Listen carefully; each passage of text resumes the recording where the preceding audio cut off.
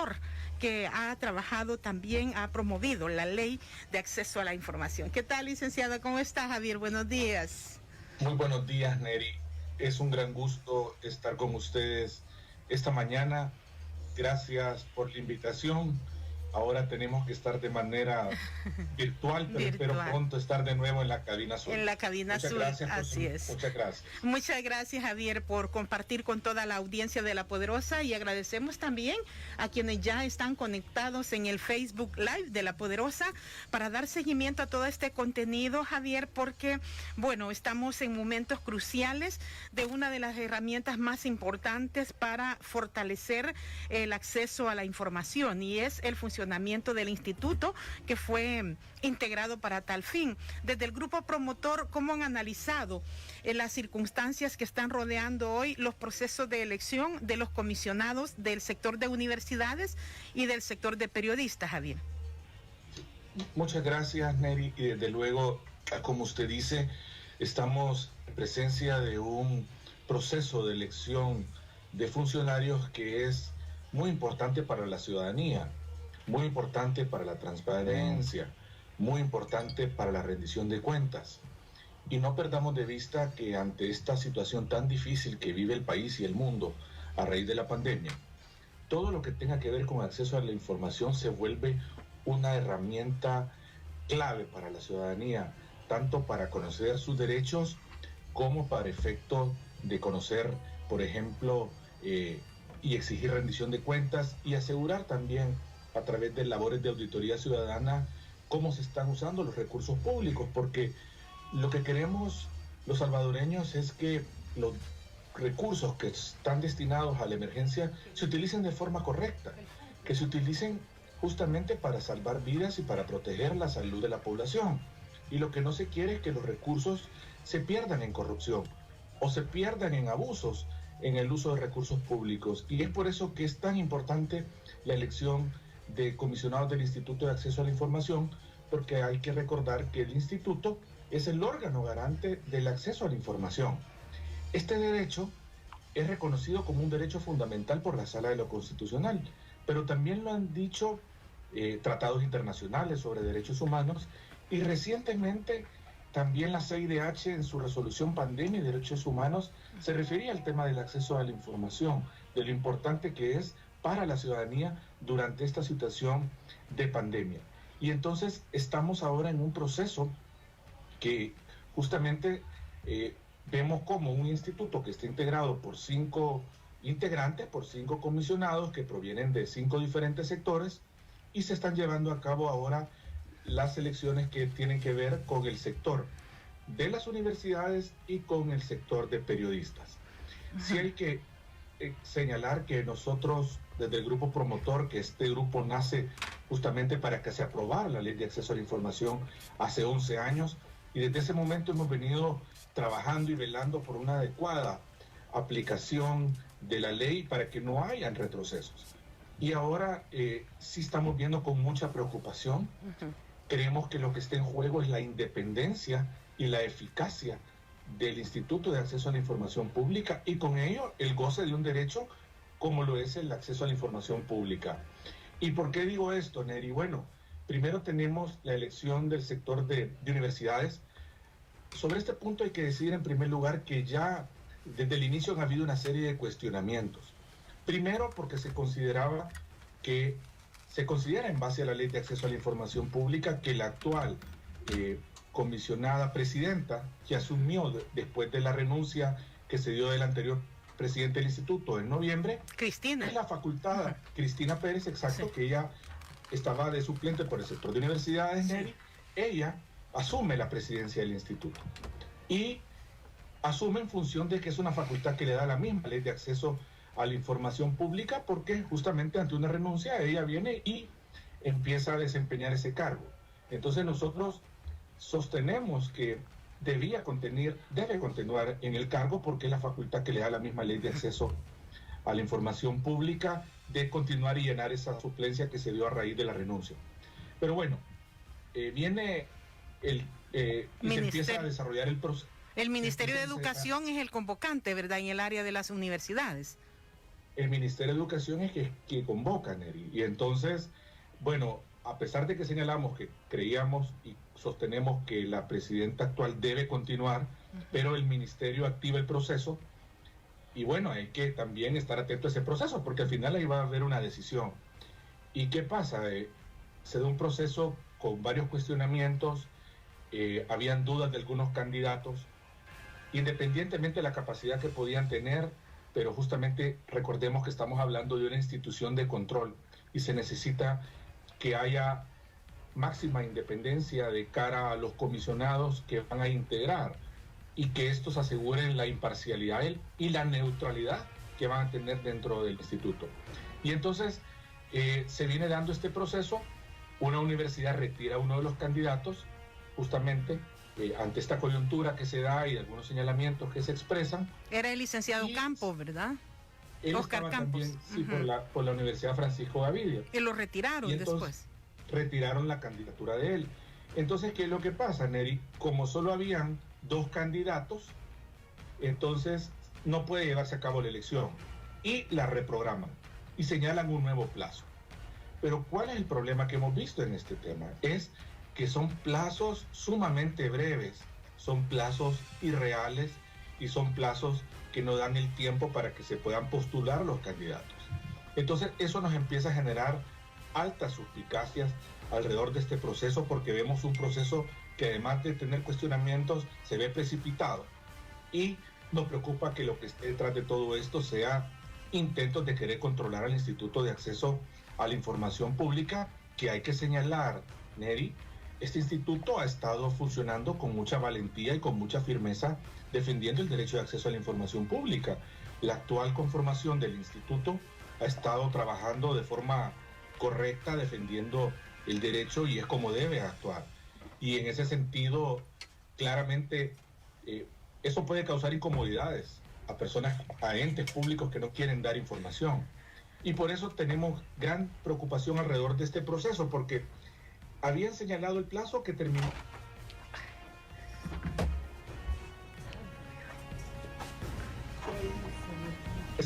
De julio se inscribieran los candidatos y como decíamos, nos parecen plazos muy breves, a pesar de que se dio una ampliación del plazo hace unos días atrás, siempre ese fue insuficiente.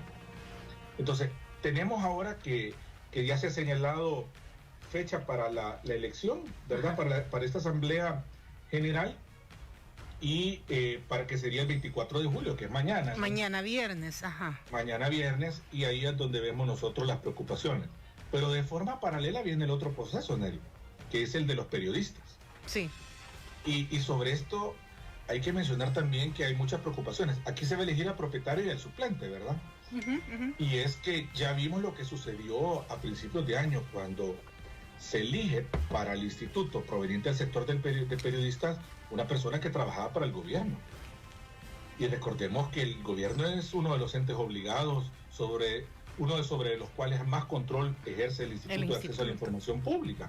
Entonces eso también generó las alarmas alrededor de qué está pasando. Pues se están llevando personas con claras vinculaciones y eso lo que va a hacer es neutralizar al instituto y afectar su independencia y su funcionamiento. Y no queremos que eso pase luego de 9 años de un instituto, de una ley de acceso a la información, y 7 años de un instituto que estaba funcionando, digamos, de forma muy satisfactoria. Sí, y ¿cómo se puede analizar en el caso primero de las universidades? Cuando la abogada Cristina Pérez asume la presidencia, ya no hay otra suplencia. ¿Será que también bajo este argumento el Ministerio de Educación convoca para elección de comisionados? Licenciado, ¿hay algún marco legal que también determine que como no hay suplente, debe de hacerse una elección? Eso era uno de los puntos, Neri, y que en efecto de que la elección fuera para el suplente, porque ella estaba asumiendo. Exacto. Y sobre esto hay que decir que ya hay un antecedente histórico, porque en la primera generación de comisionados del Instituto de Acceso a la Información Pública, uno de los comisionados tuvo que retirarse, entiendo que se fue del país, y entonces asumió su suplente y se quedó, digamos, todo el tiempo. Sí.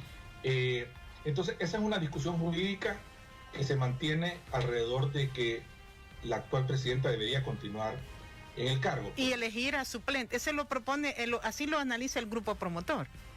Eso es uno de los planteamientos que hemos dicho, pero mientras esto no cambie, sigue el proceso de elección. Sí, sí, así es. Entonces es la preocupación que tenemos alrededor de qué va a pasar, pues, alrededor de esta elección. Y ha habido, porque vi que la Universidad de El Salvador estaba pidiendo se ampliara el periodo de inscripción. ¿Conocen como grupo promotor si se completó los procesos de inscripción para la asamblea de mañana?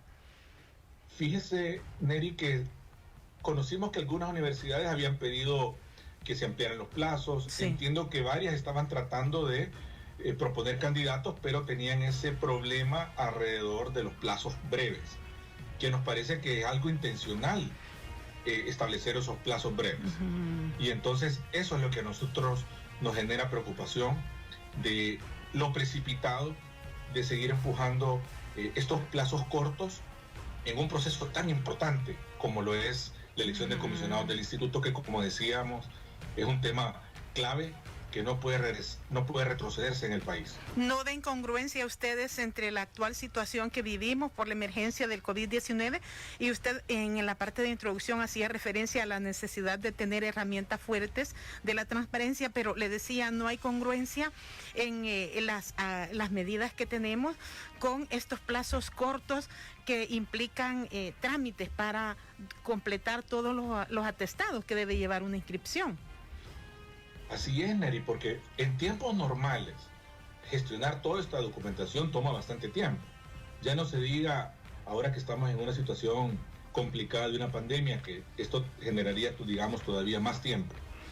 Entonces, por eso nosotros lo que hemos planteado desde un inicio es que se dieran plazos razonables para que las universidades tuvieran la oportunidad de poder preparar sus documentos y además presentar candidatos, porque lo que queremos es que al final, que lo que estamos buscando es que no hayan retrocesos y al mismo tiempo que se elijan personas correctas, personas idóneas, personas honestas y totalmente independientes. Miren, Neri, si ya tenemos 9 años de la Ley de Acceso a la Información Pública y 7 del Instituto de estar funcionando, ya hay todo un desarrollo acumulado en el país en temas de acceso a la información pública, y hay gente que conoce muy bien este derecho para desenvolverse en una instancia tan importante como es el instituto. Y entonces por eso estamos pidiendo nosotros que haya idoneidad. Y no solo eso estamos pidiendo, Neri, incluso estamos planteando, como usted sabe, que los resultados de la Asamblea General sale una terna que llega al presidente de la República. Sí. Y el presidente, en base a esa terna, hace la elección. Y entonces lo que estamos pidiendo es que también se motive de forma suficiente la idoneidad y que se elija la persona más idónea.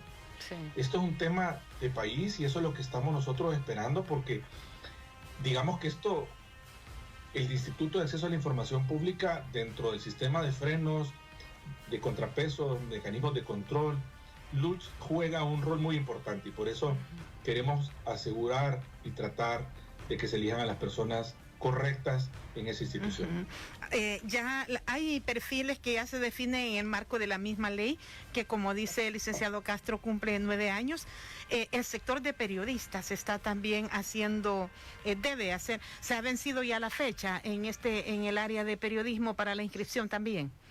Fíjense que en el caso del sector de periodistas, la fecha que habían dado, Neri, era para el 22 de julio. Ayer. Es decir, ayer, para inscribir.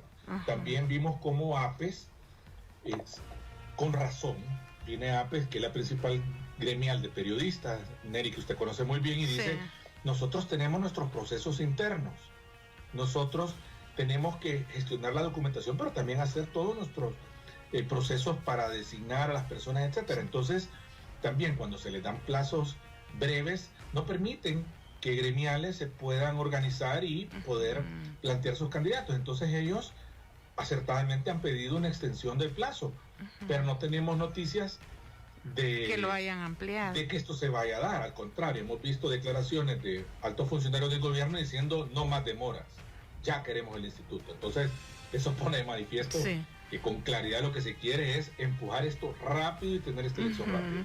Esta es una mala señal, ¿cómo lo analizan ustedes? Sobre todo porque el instituto está funcionando. Hemos visto que a lo largo de estas últimas semanas han estado desarrollando en plataformas digitales las audiencias, o sea, tampoco hay un argumento como para... No es que el instituto esté fuera de funcionamiento. Al contrario, si es que el funcionamiento del instituto ha estado desenvolviéndose, digamos, durante esta situación de emergencia, y a pesar de que la Asamblea Legislativa, digamos, por la emergencia le suspendió los plazos, dentro de la suspensión de plazos administrativos y judiciales que se llevó a cabo en algunos de los decretos legislativos que se aprobaron, eso llevó a que se paralizaran, digamos, los procesos que se siguen ante el Instituto de Acceso a la Información Pública, porque ya no podían continuarse las apelaciones. Pero el instituto siguió emitiendo directrices, el instituto siguió funcionando, digamos, de manera remota. No obstante, no podían continuar, digamos, los procesos, pero de forma administrativa sí estaba actuando y sí estaba muy atenta, dando directrices para la rendición de cuentas, hablando de cosas muy importantes, Neri, que tienen que ver con la emergencia, por ejemplo, señalando el derecho que tienen las personas a quienes le han hecho la prueba del COVID para que le entreguen los resultados. Sí. Y el derecho que tiene una persona para conocer su expediente clínico. Sí. Son derechos de los ciudadanos y el instituto ha estado velando por ello. O también, Neri, cuando se han exhibido los datos y fotografías de personas, por ejemplo, que estaban en los hospitales o personas que estaban, digamos, en centros de contención, y el instituto les dijo, miren, cuidado, aquí estamos hablando de datos personales y no pueden estar dando a conocer las imágenes así por así.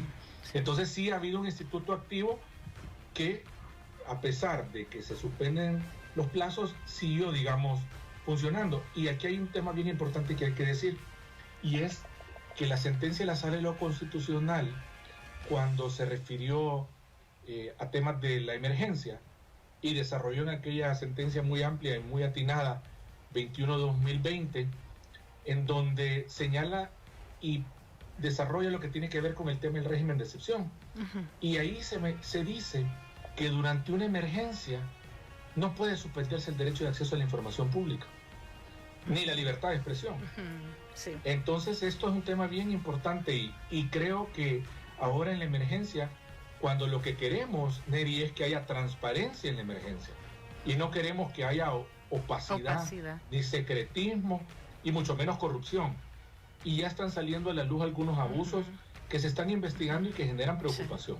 Sí, esto es importante, y para ir cerrando el tema, porque vamos a ir a una pausa, licenciado Castro, como grupo promotor, pueden participar como observadores. Todavía no se conoce, bueno, mañana sería una de las asambleas, han sido invitados, hay que hacer un proceso de observación, porque también la APES estaba pidiendo la participación de observadores en un proceso de elección de comisionados.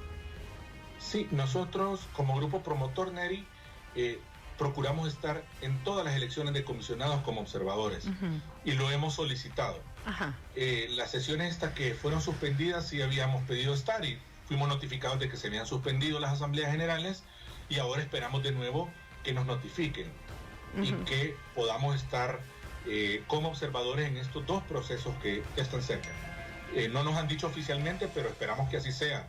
Un proceso de elección que tiene que ver con una institución que vela por la transparencia tiene que ser lo más transparente posible, y en ese sentido esperamos estar presentes y como observadores, pero al mismo tiempo como grupo promotor estamos activos monitoreando todo el proceso y velando porque se haga una elección basada en la legalidad y que se elijan personas idóneas.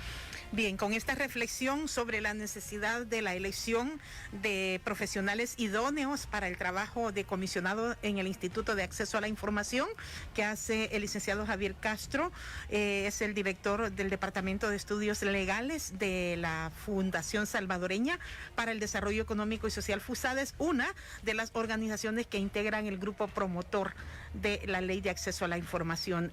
Vamos a ir nosotros a una pausa. Amanda Murillo nos está informando informando desde San Miguel. La fuerte tormenta que se registró anoche provocó desbordamiento del Río Grande de San Miguel. Nos dice, así manda unas fotografías sobre la situación que se originó tras este desbordamiento en la carretera del Litoral, en este punto de Santa Fidelia, donde frecuentemente pues el agua sale hasta la vía, y esto origina restricciones en el paso de automotores en la ruta del Litoral, desbordamiento del Río Grande de San Miguel por las lluvias de anoche. A la altura de Santa Fidelia está el nivel del agua considerable sobre la ruta del Litoral. 7:24 de la mañana, ya regresaremos en Punto de Vista. 7 de la mañana con 31 minutos, estamos en Punto de Vista, gracias a la red de Cooperativa Fedecases. Recibe tus remesas familiares desde cualquier parte del mundo en tan solo 24 horas, de una manera confiable y con menos costos. Pídeles a tus familiares en el exterior que envíen tus remesas a través de Acacepsa DRL, afiliada a la red de Cooperativa Fedecases. Estamos hoy hablando con el director del Departamento de Estudios Legales de la Fundación Salvadoreña para el Desarrollo Económico y Social, FUSADES, que es una de las organizaciones representadas en este grupo promotor para el acceso a la información. Otro procedimiento en desarrollo siempre relacionado a esta elección, pero en el escenario legislativo, es la que se lleva a cabo por parte de la Subcomisión Política, licenciado Javier Castro, para cargos de presidente, primero y segundo magistrado o magistrada de la Corte de Cuentas de la República. Terminaron las entrevistas. ¿Qué consideraciones tienen ustedes desde FUSADES y desde el Departamento de Estudios Legales sobre el mecanismo de entrevistas y el proceso que se seguirá en esta elección? Gracias, Neri. Excelente pregunta, y qué bien que hablamos de este tema, que es muy importante para la transparencia también y para el buen uso de los recursos públicos y para que no hayan actos de corrupción. Quiero manifestar que la Corte de Cuentas es una institución que, de acuerdo a nuestra Constitución, le corresponde fiscalizar el uso de los fondos públicos, y además también le corresponde la labor del juicio de cuentas. Y es por eso que los magistrados que se están eligiendo son los que luego pasan a integrar la Cámara de Segunda Instancia dentro de la Corte de Cuentas, y son los que, digamos, la última instancia jurisdiccional que existe en la Corte de Cuentas. Esto es relevante y siempre lo ha sido, pero ahora, durante la pandemia, cobra mayor importancia, porque hay elevadas sumas de dinero que se están destinando para atender la pandemia, y lo que se espera es que haya un uso correcto de los fondos públicos, que haya un uso, perdón. Sí, estamos bien.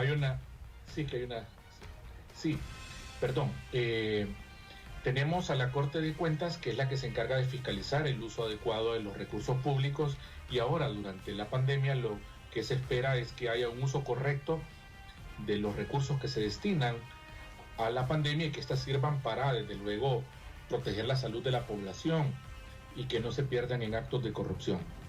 Y es por eso tan importante la labor de la Corte de Cuentas al ejercer esa auditoría sobre la forma como se están utilizando los recursos públicos. ¿Y ustedes han hecho un observatorio desde FUSADES sobre cómo ha utilizado las herramientas de esta fiscalización?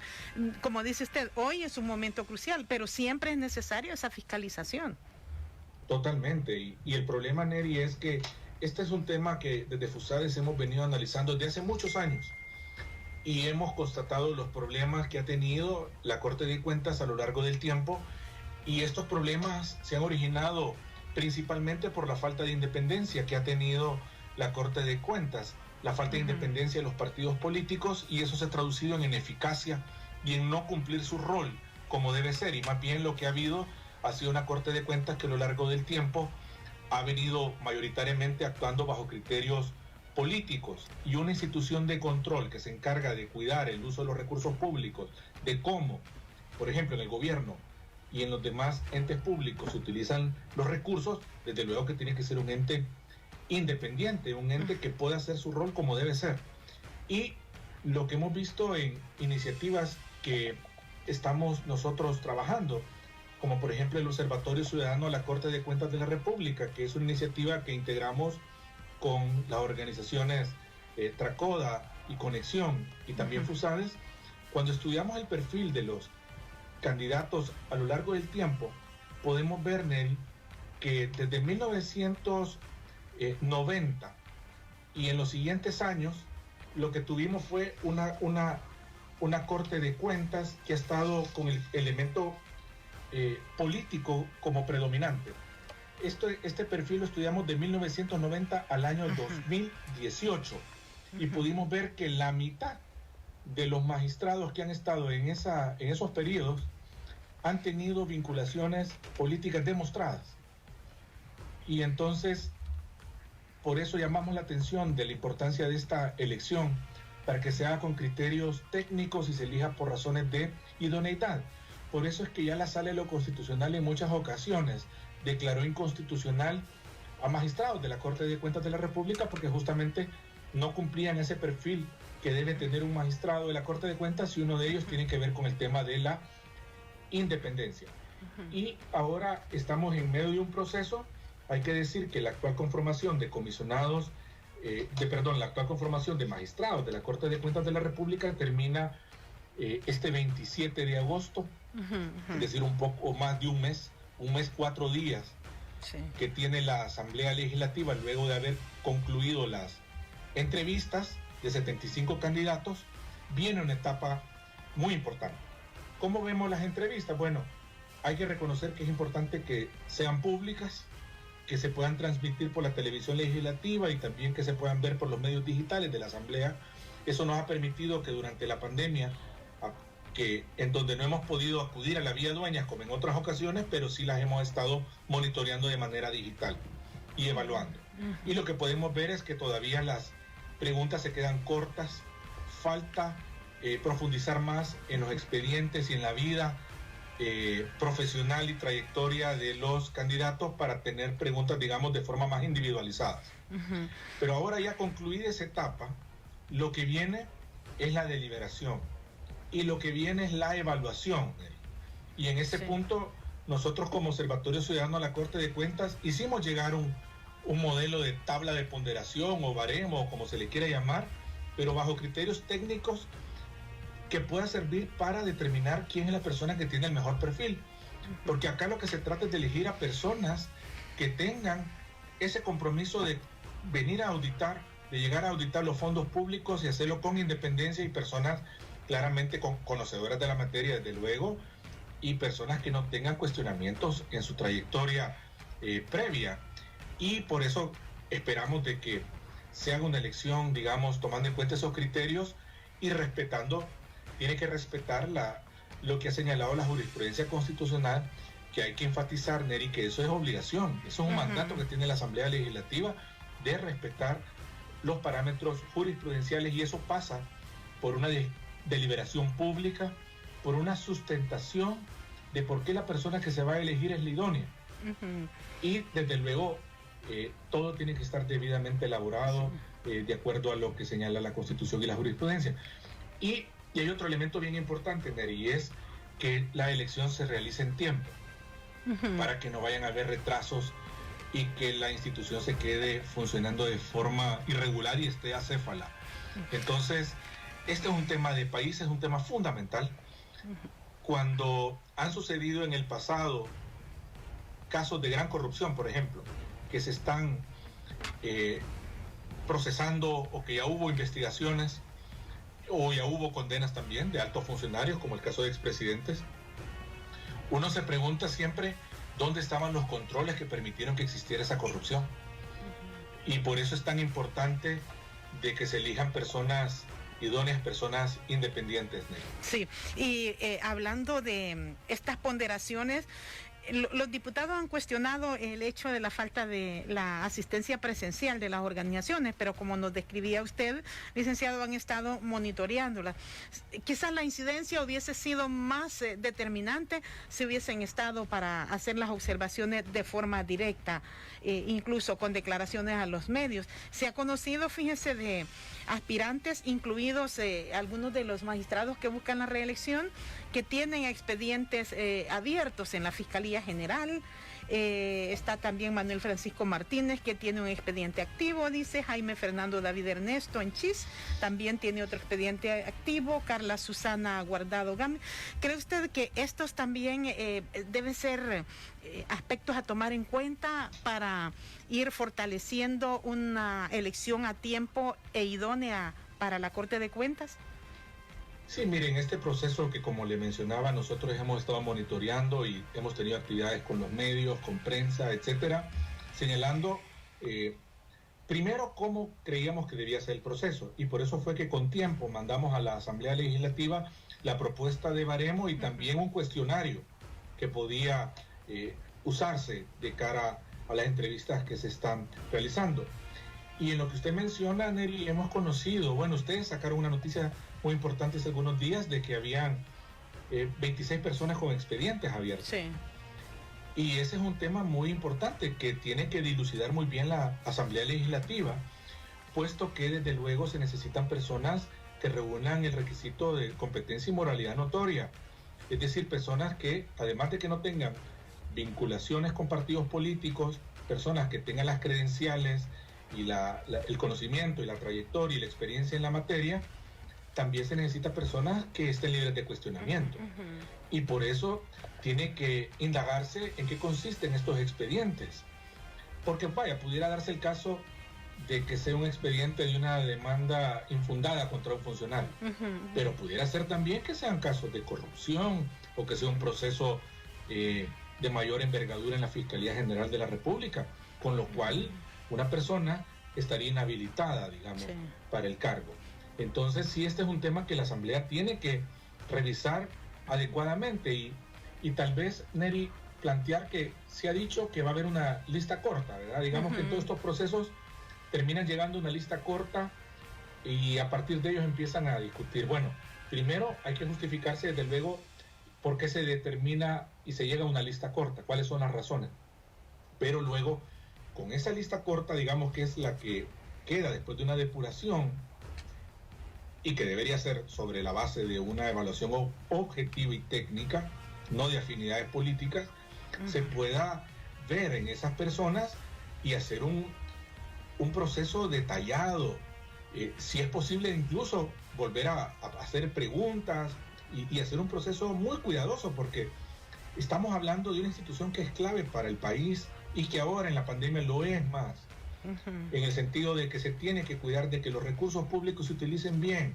Sí. Ya hay señalamientos y investigaciones que se están llevando a cabo. Bueno, la misma Corte de Cuentas ha dicho que no le entregan alguna información en tiempo, sino que hasta que tiene que insistir le entregan información para hacer sus auditorías. Y en algunos casos, sí, en algunos casos, por ejemplo, en el caso del Ministerio de Agricultura, no ha tenido herramientas la Corte de Cuentas para presionar porque se agilice la entrega de documentos. Hasta hoy no le han entregado la información. Exacto, y eso es preocupante, Neri, porque la Corte de Cuentas tiene un poder que le da la Constitución para hacer la auditoría de todos los recursos públicos. Pero no lo está ejerciendo. No, lo tiene que ejercer. Ahí le falta mayor determinación a la Corte de Cuentas para exigir que le den esa información. Y si no le dan la información, lo que tiene que hacer es acudir a la Fiscalía General de la República. Ese es un tema importante y yo creo que es necesario que haya mucho mayor protagonismo y mayor determinación de parte de la Corte de Cuentas en las labores de auditoría que está haciendo en estos momentos durante la emergencia. ¿Y cómo evalúa?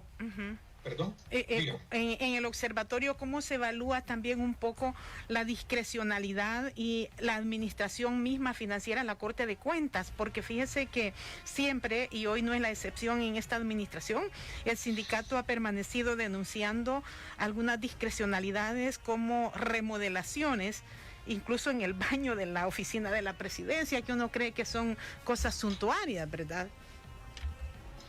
Mire, este es un tema que usted ha tocado que es fundamental, Neri, porque hay un aspecto que hemos venido mencionando distintas organizaciones y también lo hemos dicho desde el Observatorio Ciudadano a la Corte de Cuentas, y es el punto de quién controla al Contralor, porque también la Corte de Cuentas está sujeta a controles, ¿verdad?